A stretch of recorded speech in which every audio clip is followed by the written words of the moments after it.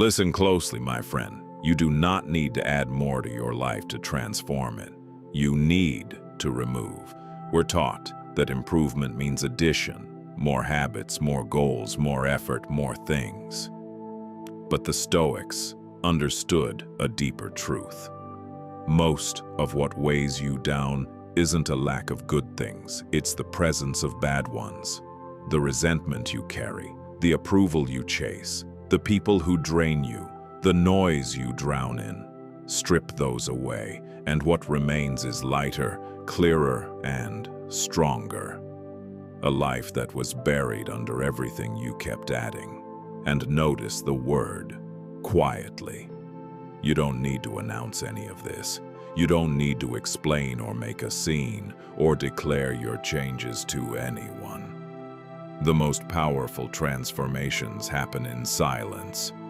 One thing removed at a time, without a word, until people simply notice you've become someone different.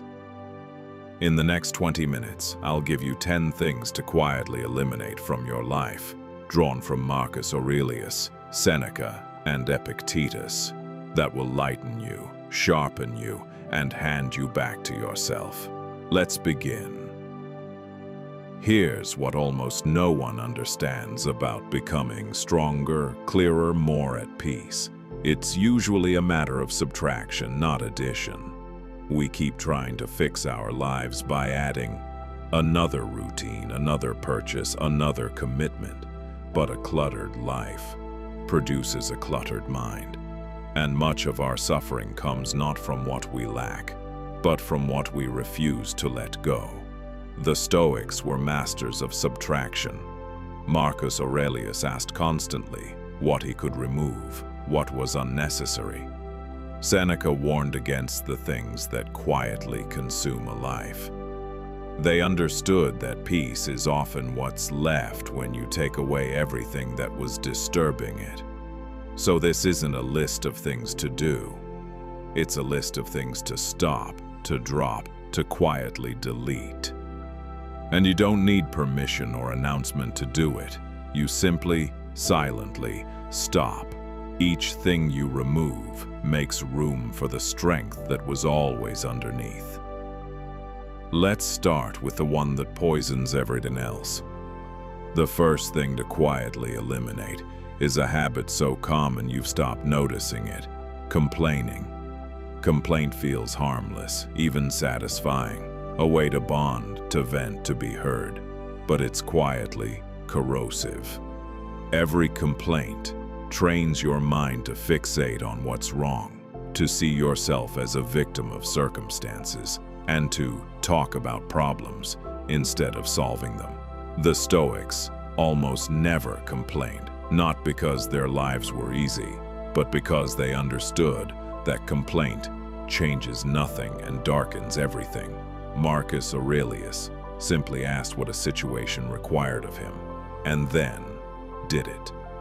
When you quietly cut complaining out of your life, your whole inner atmosphere lightens. You stop rehearsing everything that's wrong. Your mind reorients from problems to solutions, from helplessness to agency, and people feel the difference. The constant complainer drags every room down, while the one who's stopped becomes someone others want to be around. So, catch yourself. When a complaint rises, ask instead, is there something I can do about this? If yes, do it. If no, let it go rather than rehearse it. Do this quietly, without announcing your new discipline, and watch how much heavier everyone else seems, and how much lighter you feel. And the next thing to remove is the invisible chain you've been dragging. The second thing to quietly eliminate is the deep, constant hunger to be approved of. It runs beneath so much of what you do: the choices made to impress, the opinions softened to please, the anxious checking of whether people liked you. Epictetus taught that other people's opinions of you are simply not in your control and not your business. And a life organized around chasing approval is a life spent as a servant to everyone's moods, forever contorting yourself to be liked. When you quietly let go of the need for approval, you stand taller and breathe easier. You stop performing and start living.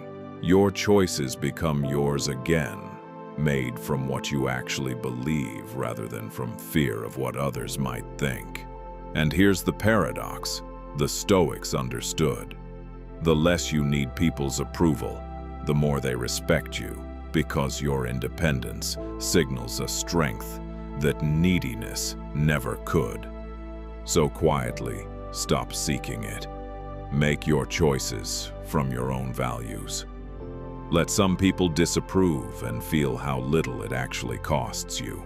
You don't need to declare your new freedom. Just live it, and let people slowly sense that you're no longer waiting on their opinion. And the next thing to remove might be sitting right next to you. The third thing to quietly eliminate is the people who leave you emptier every time you see them. You know who they are. The ones who drain your energy, breed negativity, take endlessly and give nothing, or make you feel small. We often keep them out of guilt, obligation, or habit, but the Stoics understood that the company you keep shapes the person you become. Seneca advised choosing your associations carefully and withdrawing from those who corrupt your peace. You cannot build a calm, strong life while surrounded by people who are constantly disturbing it. Removing them doesn't require a dramatic confrontation. You quietly create distance. You stop making yourself so available. You let the relationships that drain you fade and pour your energy into the ones that lift you. This isn't cruelty. It's stewardship of your one life. You are allowed to protect your peace from people who repeatedly damage it, even if they've been in your life a long time.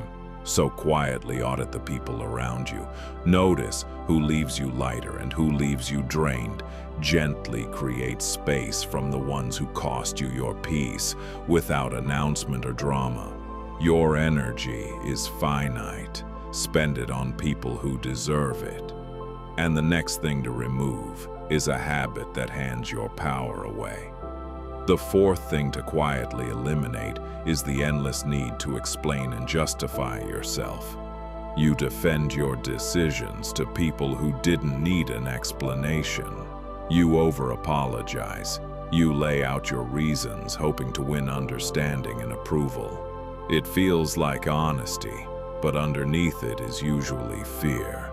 The fear of being judged, of being disliked, of someone thinking badly of you. The Stoics understood that you do not owe everyone a justification, and that the compulsion to explain is a quiet surrender of your power.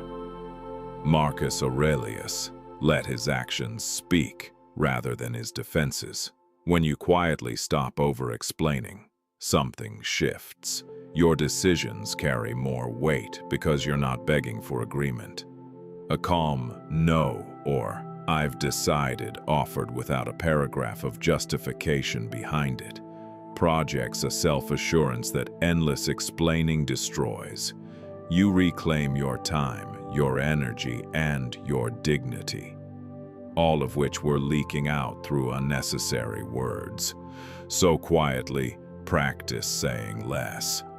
Let a decision stand without defending it. Let some people misunderstand you without rushing to correct them. You'll feel the power in the restraint, and people will treat you differently when they sense you don't need their approval to feel secure. And the next thing to remove steals your peace through your own eyes. The fifth thing to quietly eliminate is the habit of measuring your life against everyone else's.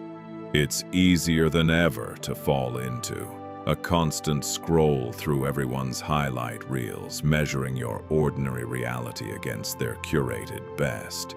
And comparison is a thief. It steals your contentment by fixing your eyes on what others have instead of what you do. The Stoics focused on their own progress, their own character, their own path. Marcus Aurelius reminded himself to run his own race and mind his own business, rather than measure himself against others. When you quietly eliminate comparison, a strange peace returns. You stop feeling behind, stop feeling less than, stop chasing a version of success defined by other people's lives. You start measuring yourself against who you were yesterday, not against a stranger's illusion. And your energy, freed from envy, flows back into your own growth, which is the only growth you can actually control. So, quietly stop comparing. When you catch yourself measuring your life against someone else's, gently redirect. Am I better than I was? Am I moving toward who I want to be? That's the only comparison that matters. You may even need to remove the inputs that feed the habit. Do it silently and watch your contentment return. And the next thing to remove is the reflex that lets others control you. The sixth thing to quietly eliminate is your habit of reacting to everything. The rude comment that ruins your mood, the small setback that spirals your whole day, the provocation you take the bait on every time. When you react automatically to everything, you hand the controls of your inner life to whoever happens to be nearby. Epictetus taught that it's not events that disturb us, but our reactions to them, and that between what happens and how you respond, there is a space where all your power lives. When you quietly stop reacting to everything, you become steady, grounded, difficult to rattle. You feel the first surge of emotion, and instead of obeying it, you pause and choose. You stop being a switch that anyone can flip and become someone with a calm that unsettles the very people trying to provoke you. Nothing is more powerful than a person who cannot be knocked off center. So quietly, practice the pause. When something lands, feel the reaction rise and don't act on it. Take a breath. Choose your response instead of firing off the automatic one. You don't need to announce your new composure. People will simply notice that less and less seems to reach you. And the next thing to remove is the source of most of your anxiety. The seventh thing to quietly eliminate is your grip on things that were never yours to hold. So much of your anxiety comes from clinging to what you cannot control. Outcomes, other people's choices, the future, the past, the opinions of the world. Epictetus built his philosophy on releasing exactly this. Some things are up to us and most are not, and peace comes from letting go of everything that isn't ours. When you cling to the uncontrollable, you guarantee your own suffering, because you've tied your peace to things that will never obey you. When you quietly release that attachment, an enormous weight lifts. You still act, you give your full effort to what you can influence, but you stop torturing yourself over the results, over what others do, over what might happen. You hold your plans loosely, your outcomes loosely, and in that looseness, you find a freedom that gripping never gave you. You do your part and let the rest be what it will be. So quietly, loosen your grip. When you feel anxiety, ask, is this in my control? If it isn't, gently release it and return to what is. This isn't giving up. It's aiming your energy where it can actually work. Do it silently, again and again, and watch your anxiety drain away. And the next thing to remove is quietly stealing your life. The eighth thing to quietly eliminate is the endless, mindless distraction eating your days. The reflexive reach for the phone. The hours lost to scrolling, to noise, to consuming things that leave you emptier than before. It feels harmless, but it's quietly stealing the most precious thing you have, your time and your attention, the raw material of your entire life. Seneca warned that people guard their money fiercely, but let anyone steal their time, though time is the one thing you can never get back. The Stoics protected their attention like the treasure it is. When you quietly eliminate mindless distraction, you get your life back. Literally, the hours of it. You become present instead of scattered, focused instead of frayed. The mental fog lifts, and in the space where the noise used to be, real things can grow. Deep work, real rest, actual thought, genuine connection. You stop numbing yourself through your one short life and start actually living it. So quietly cut the distractions that drain you. Put the phone down. Remove the apps that pull you in. Reclaim the hours you've been giving away without noticing. You don't need to announce a digital detox. Just quietly take your attention back and spend it on what actually matters.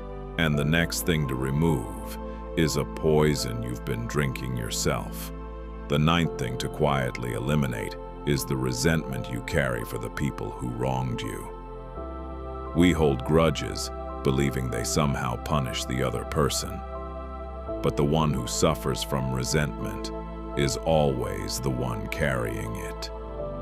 It sits in you, souring your peace, replaying old wounds, keeping you chained to people and events long past. Marcus Aurelius understood that holding on to anger harms you far more than the person you're angry at, and he chose again and again to let it go. Resentment is a fire you light in your own chest, hoping it burns someone else. When you quietly release your grudges, you free yourself. Not them, you. This isn't about excusing what happened or pretending it didn't hurt. It's about refusing to let the past keep poisoning your present. You put down the weight you've been carrying, and you're astonished at how much lighter you feel, how much energy returns when you stop feeding an old wound. So quietly let it go. Not for their sake, for yours. Choose to stop replaying the offense, to stop letting someone who wronged you years ago. Keep control of your peace today. You don't need to tell anyone, or reconcile, or announce your forgiveness. Just quietly set the weight down. And the final thing to remove is the ego's most stubborn need. The 10th thing to quietly eliminate is the compulsion to win every argument and be right every time. The ego craves it. The need to prove your point, to have the last word, to not back down even when it costs you. But the Stoics valued truth and wisdom over winning. They understood that the need to always be right is a form of pride that closes the mind and damages your relationships. Marcus Aurelius reminded himself that if someone could show him he was wrong, he would gladly change, because he cared about being right in reality, not about appearing right to others. When you quietly let go of the need to be right, you become both wiser and easier to be around. You can hear other views without threat. You can say, "You might be right," or simply let a pointless argument go, without feeling you've lost anything, because you've stopped tying your worth to winning. The strong person doesn't need to dominate every conversation. Their security doesn't depend on it. So quietly release it. Let go of the small arguments that don't matter. Value understanding over victory, and truth over being seen to be right. You don't need to win. You need to be wise. And often the most powerful thing you can do is let someone else have the last word and walk away, unbothered. 10 things to quietly eliminate, and a lighter, stronger life on the other side of it. Eliminate complaining, the need for approval, toxic people who drain you, explaining and justifying yourself, comparison, reacting to everything, attachment to what you can't control, mindless distraction, resentment and grudges. and the need to be right. Notice that becoming stronger was never about adding more. It was about removing what was quietly weighing you down all along. The Stoics knew this, that beneath all the noise, all the resentment, all the chasing and clinging, there is already a calm, strong self, simply buried. You don't have to build that self from nothing. You have to uncover it by quietly clearing away everything that was burying it. And you don't need to announce any of it. That's the quiet power of subtraction. No declarations, no drama. You simply, silently begin removing these things one at a time, and slowly, without a word, you become lighter, clearer, and stronger, until the people around you look up one day and realize you've become someone they don't quite recognize. Pick one thing from this list, quietly begin removing it today, and let the subtraction do what all the adding never could. If this resonated, subscribe and come back next time when we look at what remains when you've cleared everything else away.